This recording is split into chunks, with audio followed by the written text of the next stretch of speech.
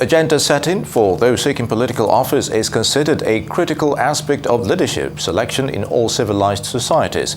The fact that not much is happening in that direction as these elections approach continues to raise the questions of seriousness on the part of all stakeholders. Ibifiri Bobmanuel is Chairman Rivers Debate Group and President of Rivers Entrepreneurs and Investments Forum, both groups having served as clearinghouses for leadership selection in Rivers State since 2015. He joins us now to take a closer look at the subject matter. Happy to have you. What do you make of the current scenario in Nigeria's state of the nation regarding our political space? Yeah, thank you for having me. My take is the bone behind our political space had always been our recruitment process. Our recruitment process had always been faulty, and that's why we've always thrown up the wrong kind of leaders that had always had issues while leading. You know, you could liken the scenario where we recruit our staffs in the house or in the office. You put them through a basic process of interview. But I wonder why when it comes to the case of you employing or giving an opportunity for someone to serve you as your leader, be it a governor or be it a president of a country, you don't put them through that same leadership funnel. And I think that's the bane of it. And that's what we share in the Rivers Debate Group. And that's what we've done right from 2015 up until date. And it has yielded a lot of positives in Rivers State. And generally in the country, we think that's what we should do. You know, a case where you find out that you have an electioneering circle and you find out that some of the candidates are not showing up, it simply means they have nothing to offer. You know, so they need to connect with the people by sharing with them the blueprints for the people to buy into their candidature. So it is very unique, and I think it's a clearing call, is a clear direction that we all need to tap in. For us at the Rivers Debate Group, we've done this for a couple of years, and it has yielded a whole lot of positives for Rivers State, and we think that's the right way to go about it. So you take away all of the negative energy in our political process, and you bring in a whole lot of positive energy. You know, we're now discussing issues other than violence, and that's the whole aim and objective behind it. Now, for us as an investment-based organization, it puts our investment on the front burner. Our investment is on the front burner because the candidates, we have an opportunity to x-ray the political mantra and blueprint of these various candidates to know where best we should get our investments settled. And it has really yielded a whole lot of interest. And yes, this year we're having the 2023 debates, and it's coming up on Sunday. And we're looking forward to yet another very history-making event that's going to take place in Port Harcourt. Thank you. All right, you say history-making.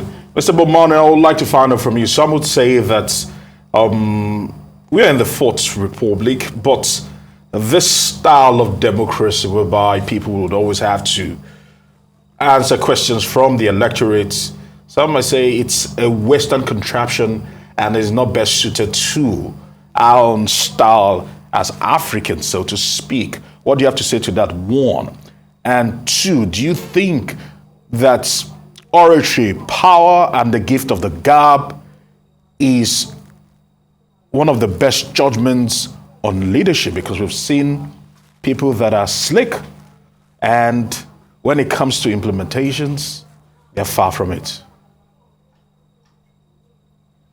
Yeah, I think that it's actually a mixed bag. You could be, oratorily, you could be very good, but in implementation, you have an issue. But if you don't put them through a basic debate process where you ask them questions and how they intend to make all of that and to bring all of that into fusion, obviously you would be having that gap. So would you prefer a scenario whereby you put them through the funnel where you ask them questions and they answer those questions, and you go through the way they answer those questions to see if it is actually doable, or you just leave them and leave all of that to fate? I think the process, our democracy in Nigeria is improving. And part of the areas it is improving in is the fact that we're gradually beginning to now look at issue-based campaigning and issues that goes around what the political gladiators or candidates are promising the people. For us as a business group, a group that has its foundation around business, what the candidates come out and eventually tell the community, it's important because it involves a whole lot of funds that would have been invested in that society. So we take our time, put them through the debating process, and get the undecided to make their choice based on what they've heard the candidates say. And it has worked very well for us in Rivers State. It has really worked a whole lot in Rivers State because during the course of the debates, we even come up with communiques where all the leading candidates will sign to, and we get them to sign peace pacts, which eventually provides some kind of restraints as against them going out of their way to seek violence. So with the communique and on the other hand, what they call the peace pacts, we try to guide them through what they ought to do and what should be very important, which should be issues. And to that extent, it has really yielded a whole lot of positives. So today, we talk about issues, we talk about development, we talk about goals, we talk about agenda, we talk about your blueprint, and we explain your blueprints. So that's where we found ourselves. And the whole idea is for us to keep pushing the bars to see that we get the state and indeed the country to where it should be. Just like as I asked, we must always at all time charge and hold our leaders responsible for what they've agreed to do. It's a task that they're carrying out. So we must put them through that process for them to answer and for them to render such leadership, selfless leadership to the people. Because if you don't have what you hold them to, if you don't get them to go through that process of answering questions and getting to tell you what they do, would you rather prefer that they don't go through that process and just find themselves where they are? So I think the whole idea is we must have to keep pushing the bars. And in the bid of us trying to push the bars, the debate is the most viable channel to do that. And that's why we're embarking on that at the Rivers Debate Group. Very good, Mr. Bobmanuel, and I'm happy to note that debate processes are yielding positive results in Rivers State. But on a national scale is where there's a question mark. Not too long ago, President Buhari and, of course, Governor Adeleke of Osun State, for reasons best known to them, didn't attend debates proceedings, despite having a robust candidate. And of course, there's still the issue of other prominent candidates as well recently. So thereafter, they attained the mantle of leadership despite the call for debates. There goes the question. Some will argue, what is the essence of these debates when people like this still somehow, attain public office, without putting them through what they actually need to regarding what the plans they have for their country, for their constituency, for their regions. And of course, afterwards, we saw where we are with their governments. Exactly. So if we had a scenario whereby we put them through those same debates, like in the case of the current sitting president, we put him through the same debates, obviously some of the issues that he might have had as a policy would have been highlighted, definitely.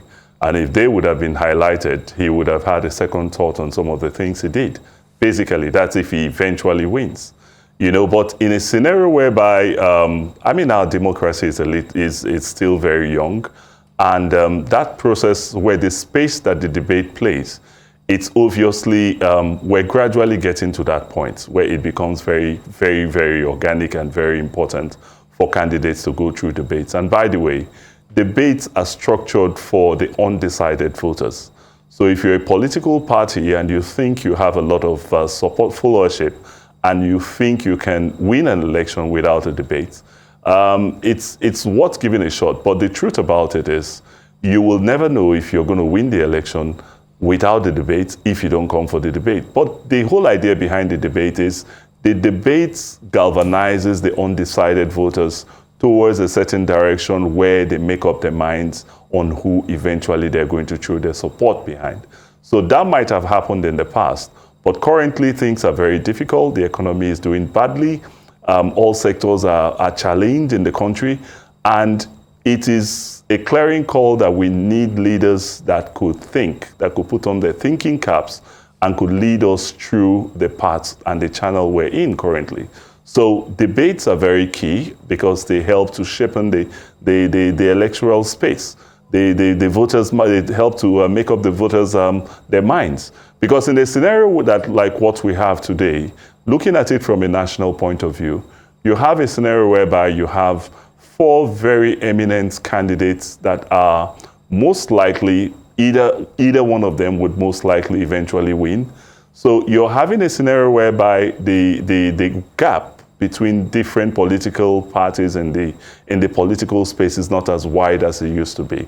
So what would eventually help to shape that decision that will make that difference in the election, in the voting, in the minds of the voters, obviously would be a debate. So at this point, any candidate that is not willing to take up the opportunity or the responsibility to show up for a debate, obviously will be staring at the barrel, basically, from the people.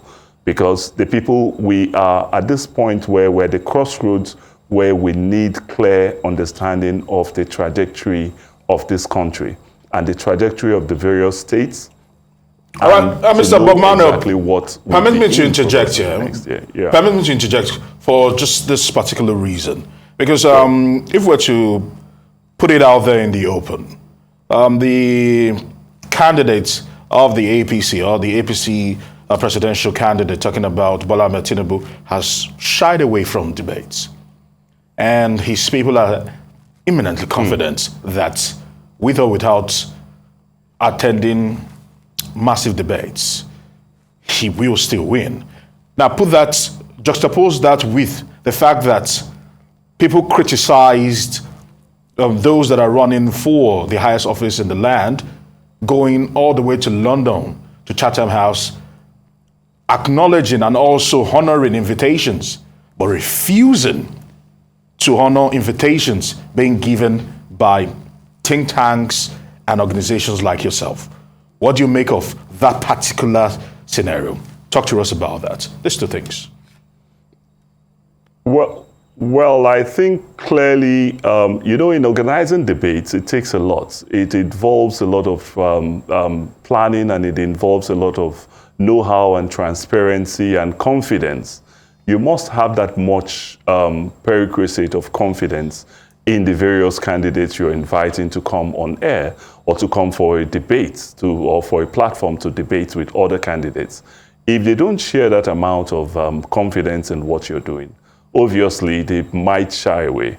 But a scenario whereby you shy away, you stand to understand the responsibility that goes with the shying away. That's why you see other candidates today in the country, candidates like other political parties that you wouldn't have given a chance in the past, are doing extremely well today. You find out that there's some other candidates, it used to be a 2-party state in the country, but today you have other parties like the Labour Party and the NNPP doing extremely well at their different regards. So it's an open space. Now for the candidate of APC, Bola Ahmed Tinubu, to decide not to go for show up for debates and rather decided to go to Charlton House, I think his handlers would have advised him wrongly. Because that's why you see a scenario, that's why today you see that the candidate, the likes of the Labour Party and the NNPP and other parties that showed up for those debates are doing a lot better today, currently. Because the people, there's this gap between the people and his policy trust. No amount of adverts could do as much as what you would do when you're on a debate discussing issues and how you're going to transform the country from its precarious state to where it should be going forward. So he had obviously was illy advised and would have lost that opportunity to connect to the undecided voters. Now, for the decided voters, the voters that are within his political ranks in the party, or in his party APC, obviously he can count on a major chunk of that number. But looking at other undecided voters, which eventually, in this our own case in the country today, would eventually decide where the pendulum swings to. So he would have lost out on that undecided voting chunk of our country. So that's why it's important that such scenarios should have been played differently, and he would have been handled and advised differently to have showed up for such debates. Without those debates, I wonder how he's going to sell his candidature to the undecided. Now, mind you, just like as I said, debates are basically structured for the undecided. Indeed. That's what it is. Very good. And he would have lost out on that. Indeed, very good. Many thanks for your thoughts on the essence of debates. Mr. Ibifiri, Bobmanuel, Chairman, Reverse Debate Group, thank you for joining us on Newsday.